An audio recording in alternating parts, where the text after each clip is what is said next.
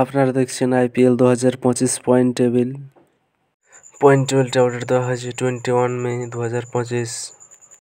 Point টেবিলের 1 নম্বর পজিশনে আছে গুজরাট টাইটান্স 12 ম্যাচ খেলে 18 পয়েন্টে। 2 নম্বর পজিশনে আছে রয়্যাল চ্যালেঞ্জার্স বেঙ্গালুরু 12 ম্যাচ খেলে 17 পয়েন্টে। 3 নম্বর পজিশনে আছে পাঞ্জাব কিংস 12 ম্যাচ খেলে 17 পয়েন্টে। 4 নম্বর পজিশনে আছে মুম্বাই ইন্ডিয়ান্স 12 ম্যাচ খেলে 14 পয়েন্টে। 5 নম্বর পজিশনে আছে দিল্লি ক্যাপিটাল 12 ম্যাচ খেলে 13 পয়েন্টে।